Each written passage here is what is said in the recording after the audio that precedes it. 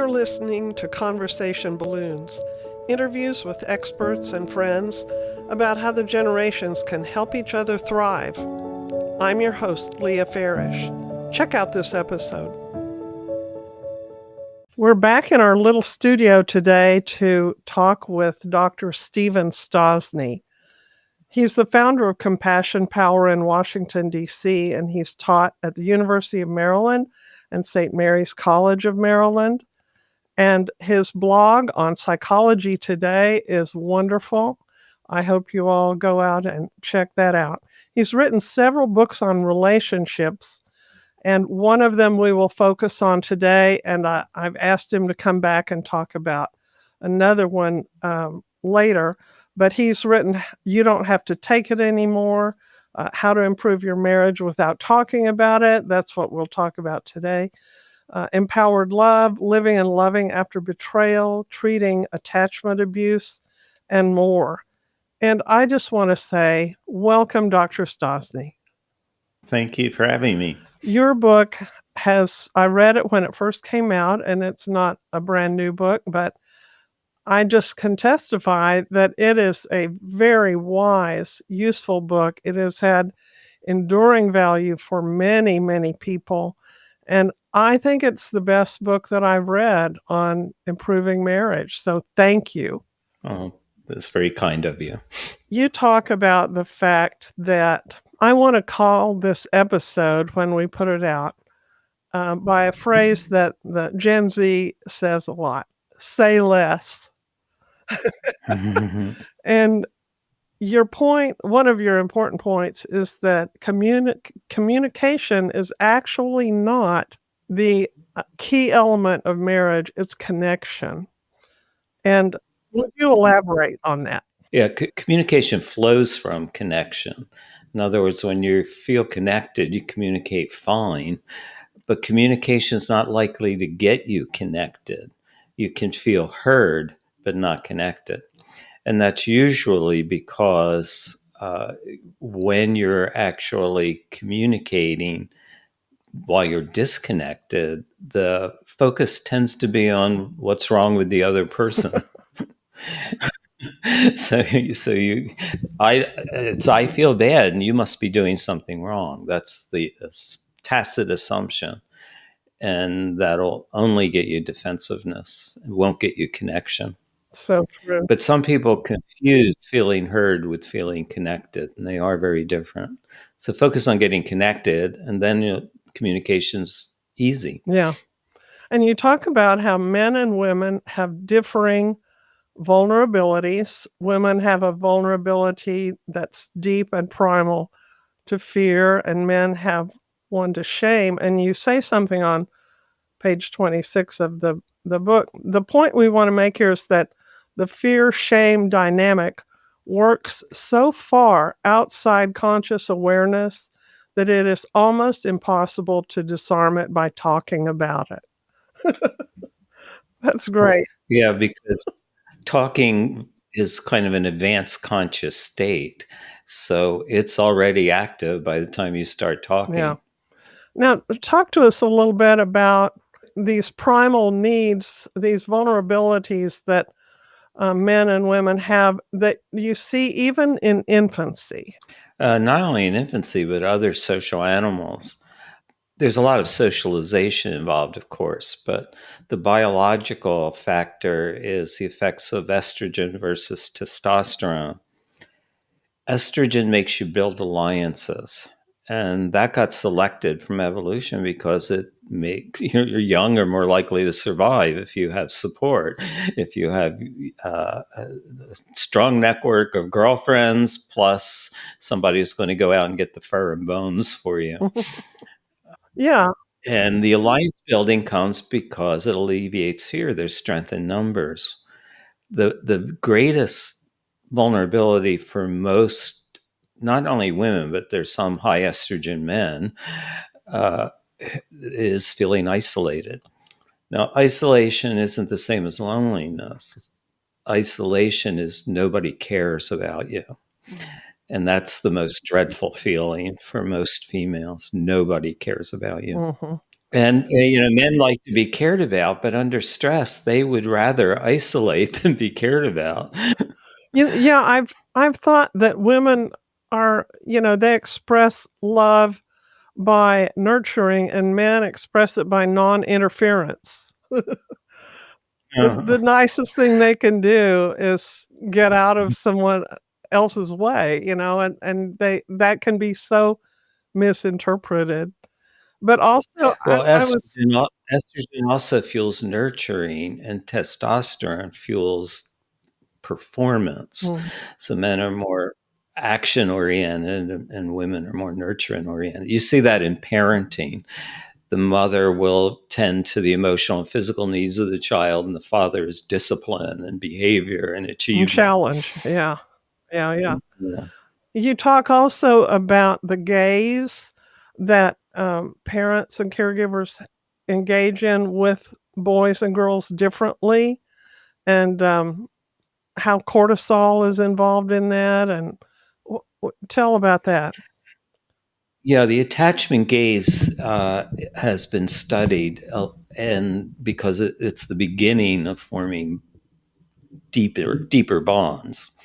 I mean, an infant comes out of the womb feeling bonded because he's flooded with oxytocin, he or she. But what deepens it is that attachment gaze. Now, there's a little biological difference that, if parents aren't sensitive to it, makes a world of difference. And that is, boys in general cannot hold eye contact until about 3 months. When you look at a baby boy, you'll tend to look down and then back. It's too intimate too soon. Now he likes it. So the mistake parents make is that the boy doesn't like it, so they stop looking in his eyes. And almost all wives complain that their husbands don't make enough eye Hmm, contact. And the reason is he didn't get enough eye contact. hmm, So you'll play with a baby boy, quality play, but it'll be rattling, something in front of him, tickling and tossing him up, and he enjoys those. But it's not the intimacy of the eye contact gaze. But a little girl, as soon as you bring her home from the hospital, she not only likes it, but she widens her eyes. So you can't do that. I have to do this because after you're 5, are not voluntary muscles. But little girls can do it. They can widen their eyes, and they suck you in. mhm. When you watch videos of them, you can see that it's building their confidence as you're looking in their eyes. It's almost like, "Hey, I got this sucker now." We're talking big times Toys R Us in a few years. Well, and you said that a boy gets what you called a cortisol dump from being overstimulated, that gaze that is uncomfortably long, and so there's actually a hormonal reaction, in his little body that he can't handle that. Yeah, he can learn to handle it better, though, if the parents stick to him. So don't look away, and he'll always look back at Mm, you, and he'll stay longer and longer because he's learning how to manage the cortisol. The cortisol comes because males have to have a quicker emergency response than females, and cortisol and adrenaline are the emergency mhm. hormones. They also have more adrenaline than females. And so they get, something that you call a jolt of hyperarousal, even in adulthood, if their beloved woman approaches them too suddenly with something that they consider kind of a threatening topic or a threatening manner. Um, Yeah, anything abrupt. okay. Uh, even John Gottman's research said that what predicts divorce is when a woman has what he calls a harsh startup, like, you get in there and you discipline those kids. But it's not really the harshness; it's the abruptness. Okay. Because imagine a male response if you say very lovingly, very softly, "Honey, I don't want you to get upset." Oh, Be like yeah. that. Yeah. So it's the abruptness, and you can mitigate that by touch your husband before you talk to him, because touch gives them a little bit of oxytocin and it calms that abrupt change. Um, but because women have learned to brace themselves before they bring it up, they are actually looking more combative because it feels defensive, but it looks aggressive. Huh. One thing about negative emotions, they tend to look different from the way they feel. And resentment and anger are the primary. You know, when you're resentful or angry, you feel like a victim. You feel like you've been mistreated, but you look mean and unfriendly. Hmm. Yeah, but if you're under threat, and you say the more vulnerability you have, the more threat you perceive. And we'll talk about that when Right. we talk about abuse and anger later. But I was thinking too that a man and a woman, in the primal state, a woman tends to want to stay put because she knows she needs to nurture children and have a nest, a home for them, whereas a man needs to be vigilant and go out and provide and things like that. So they have these differing orientations, that, of course, now through different socialization, we're not as different, but that can also root a woman in a way that it doesn't a man. So if a man says, "I've got this job opportunity in Timbuktu," she goes, "How dare you think about Timbuktu?" It's Well, even more mundane than that, girls are more likely to go to a college near their home, hmm, and boys are more likely to go across the country. uh-huh. I didn't know that, but I can see that. Um, so this shame, vulnerability that men have, the impulse from it is to hide, whereas a woman's um, fear of isolation leads her to reach out for the connection and to be nurtured. And how can we resolve that in a marriage when that's so deep and those impulses are so Well, different? you'll never eliminate it, but you can mitigate it. You can't eliminate it because it's so much faster than conscious attention. But you know that it's active if you feel bad. And if you feel bad, what I urge clients to do is bring it out in the open and identify it. Hey, the fear shame dynamic got triggered. It's not you doing it to me, it's not me doing it to you. It's happening to both of us. So then you can cooperate to turn it off. If you don't do that, if you blame it on each other, then your partner is the problem, not the dynamic. So the cure is to make the dynamic the problem and you can cooperate to turn it off. Hmm. You're on this side, the dynamics there. If you don't do that, if you blame it on your husband or your wife, then your partner's the problem and it becomes unresolvable then. I like that.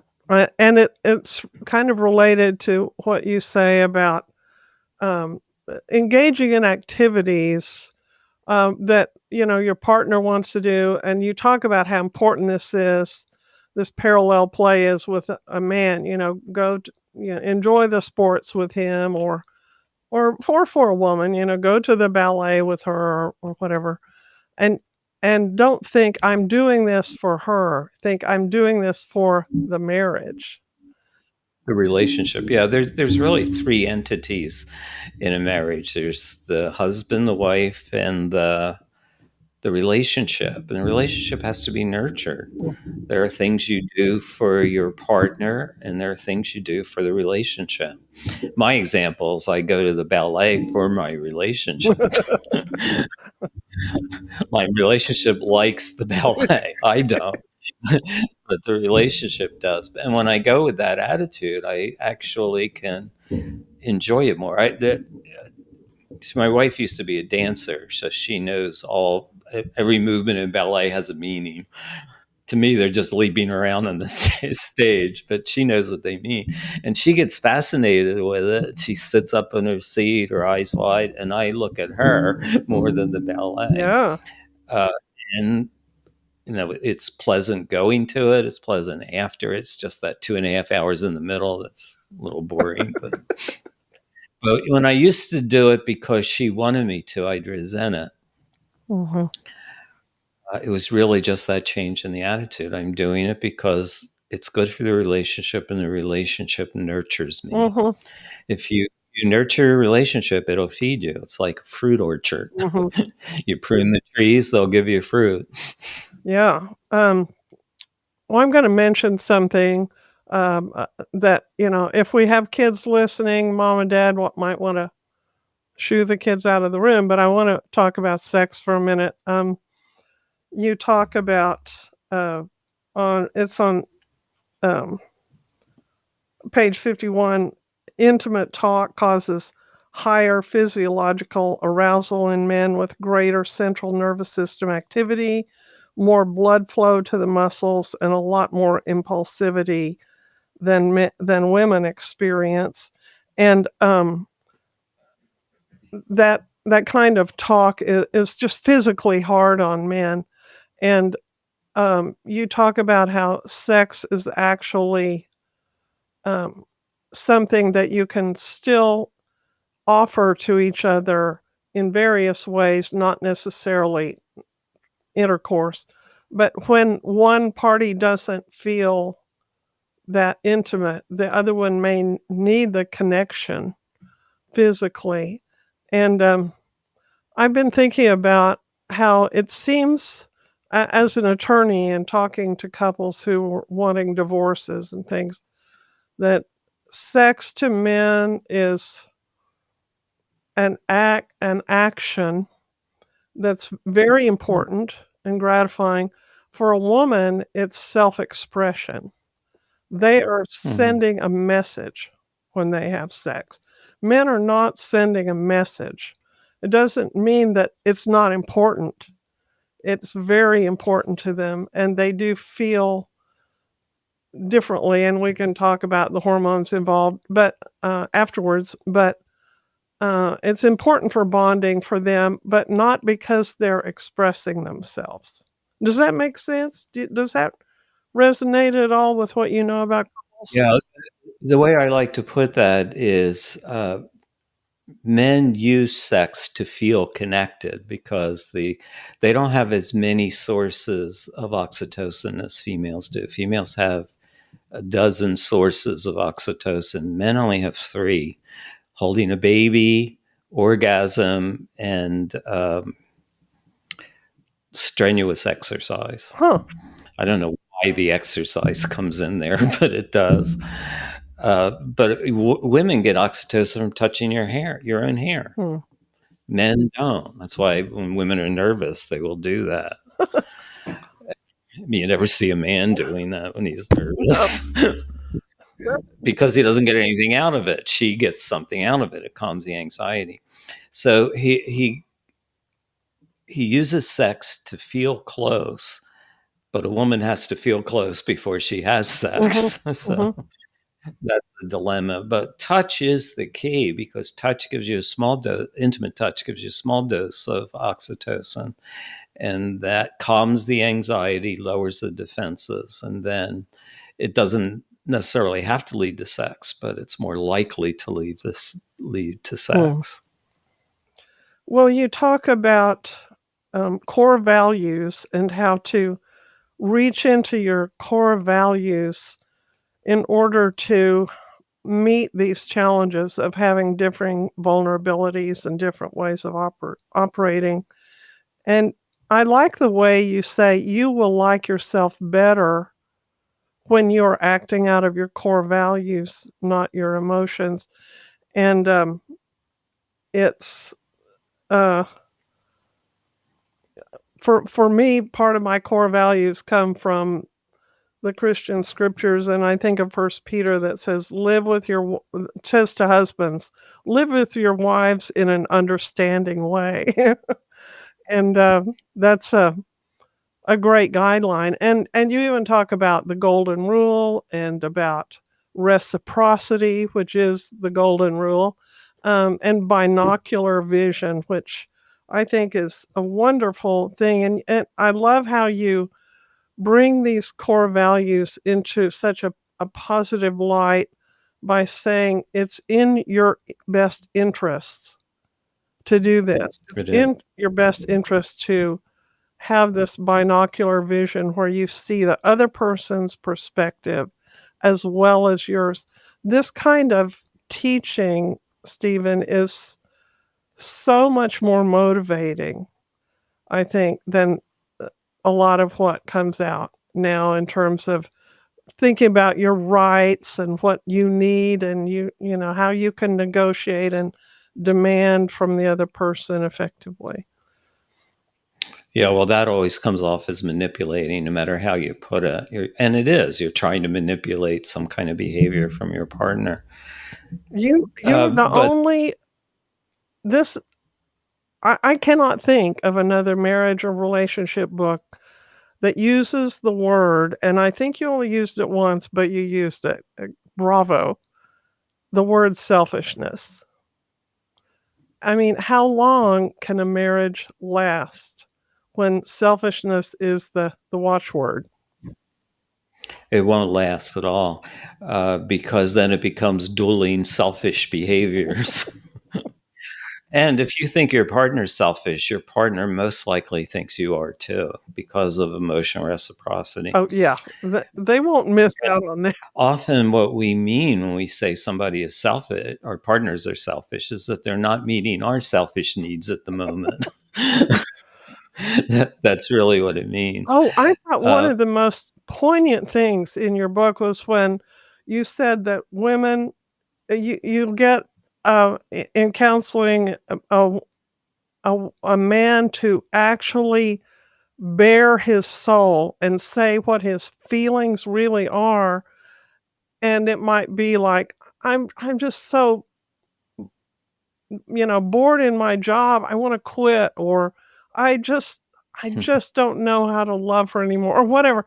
He'll say something that can be rather threatening to the woman, and she'll go, "Not those feelings, I don't wanna hear those feelings. right. I just wanted to hear how That, very much he cares about me." yeah. And it's not that she's not compassionate, it's that her fear that they're going to lose their house if he loses his That's job. right.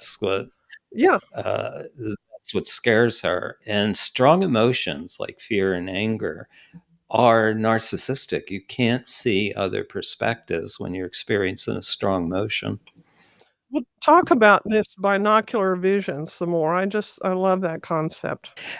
Before I do that, I do want to say something about that different liking yourself better. What my specialty is resentment, anger, or emotional abuse. So that's mostly what I see. Uh, and what I always ask partners to do is think of a time they felt resentful about their partners, and they come up with that immediately. Now, think of a time you were compassionate to your partner. You felt compassion for him or her.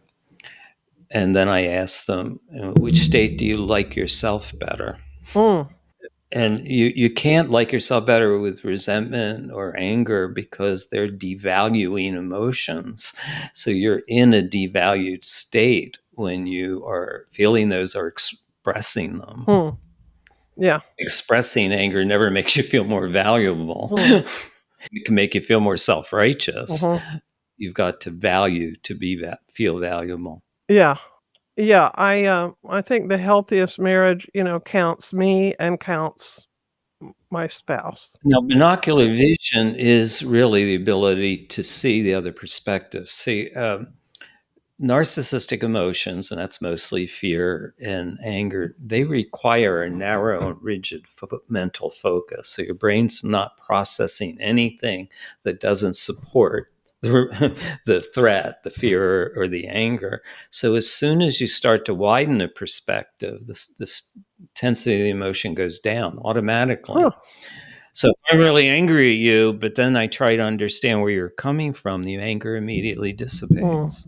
Wow. And then, it's not to say you're not going to negotiate about whatever stimulated the feeling, but you'll be far more likely to be successful in the negotiation Mhm. without that intensity of the emotion, because devaluing emotions inherently devalue, and people don't like to feel devalued. Whether you're right or not, they don't like to feel devalued. Mhm. So binocular vision is a way of widening perspective, and really that makes you like yourself better too. Yeah, and it was so helpful when you said, with binocular vision, you're not giving up your perspective, you are just No, adding to it. you're adding to, yeah. And you said you don't have to agree on the facts as long as you give importance to the feelings associated with the other perspective. And that's a conscious decision to give importance, to count those feelings.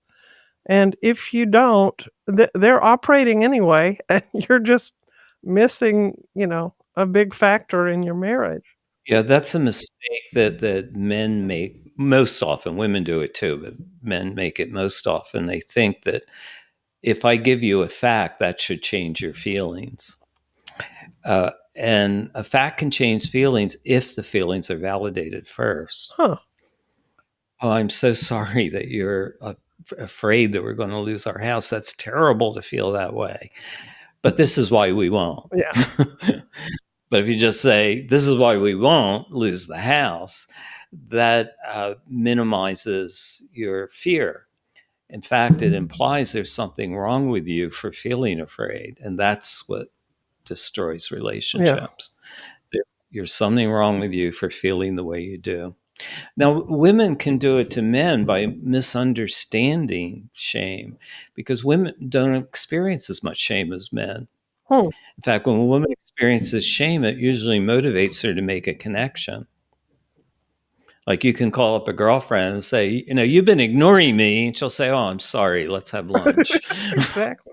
But if you say that to a man, he'll hang up on you Yeah, you said because he's girls going to feel. actually get rewards from exposing vulnerability as a child, whereas boys get punished or ignored. They feel rejected, and so they don't do it as much. Um, One thing you said that struck me was you and Patricia Love, your co-author on this book, How to Improve Your Marriage Without Talking About It. You said women bringing a partner to therapy have never said in your combined 50 years at the time experience, um, I'm really hard to live with. Please help me be a better partner. And it reminded No. me of Tim Keller, the famous pastor in New York City, said, I have never had someone come to me for counseling saying, I am self-righteous. Would you please help me? Right. It's that No. monocular vision, I'm all chromed out and you're the one that needs the help. Well, anger and resentment are always attributions of blame. You're blaming somebody for something. Now, you can try to cover that up with communication techniques, but see, the problem with communication techniques is that's not how we don't primarily communicate by language. We communicate primarily from facial expressions, body language, and tone of voice. Hmm. It's how you can tell somebody's what they're feeling on the radio. Could you adjust from their tone of voice? No matter what they're saying, they can say, I love you, and you're not going to feel loved. Mhm. It's not the words, and humans communicated that way before we had language. And we communicate with those little people in our lives before they have language. Yeah. In fact, language very often is a way to fool yourself about what you're feeling, Hmm. because emotions are processed much faster. The fastest that we can process the meaning of words is about a fifth of a second. And that's if you're super alert, like 5 Starbucks or something. It's usually, especially my age, it's much slower than that. But emotions they're measured in milliseconds. That's a thousandth of a second. So the slowest emotion is 5,000 times faster than the fastest interpretation of language. Wow. So you're always going through an interpretive process of the feeling into the language. And then there's something that is sort of parallel to the observer effect in physics. The observer effects is you can't observe something and measure it at the same time because the act of observation changes it. Mm-hmm. And it's the same with emotions. When you're having an emotion and you say, I feel angry or I feel afraid, you've actually changed it because the focus amplifies and magnifies it. Mm-hmm. So you're not really reporting what you felt, you're changing what you felt as you state it. Mm. Well, let's close with your emphasis on compassion, and it will transition us to talking about abuse and anger. But you say that compassion is the key in marriage, that it's understanding how hard it is to change old patterns and how deserving your spouse is to have a closer relationship with you. That it sounds like you're saying you have to feel almost superior to the person, or Oh, no, how no, is it that you're not looking down on them because you're thinking, no, I don't mean that at all. Compassion is really equality. It's recognizing we're both human, we're both suffer. We're all more human than not, and you might suffer in a different way from what I do, but we feel pain more or less the same. "Oh, Happiness, it's kind of a play on uh, Tolstoy's that happy families are all happy in the same way, but unhappy families are unhappy in different ways. Well, it's kind of the same with emotions, that mhm, uh, suffering is the same, but happiness and pleasure are very different for mm, individuals. I like that." Uh, Yeah. and compassion is just really attuned to the universality of suffering, and Mhm, with a motivation to help. So it's different from just sympathy, just feeling sorry for someone. That would be, see, pity is hierarchical. That is looking down on someone. okay. God pities us, we pity the poor and downtrodden. Mhm, Compassion is equal, though. okay. If you have a religious orientation, that was Christ's reform of Judaism, introducing the God of compassion. Hmm, that's beautiful. I just saw Anna Karenina the other night, oh, the old version of it, and read the book when I was in my 20s, didn't fully understand it. But Mm. man, do those do you know, those 2 characters embody what you're talking about in terms of the key different vulnerabilities and how she tries to grasp onto him more and more out of her fear of isolation, and how it drives him away, and how she really has no compassion for anybody else, including her own child. But I just appreciate your wisdom so much. Would you come back and talk to us about anger and abuse? Sure. Thank you so much. Everybody, look for Dr. Stosny. Your website is, Compassionpower.com. and so much good content he has out there. You even have these great short videos on YouTube that are very substantive, that are very generous. I'm sure you have private clients and everything, but you're just really able to articulate manageable tips that are so rooted in true the truths about human nature. So, thanks for coming on, and we'll see you all next time. Okay. Take care. Thanks for listening to Conversation Balloons. Look for more episodes and information at leahfarish.com. That's LEAHFARISH.com. And follow me on Facebook and Instagram.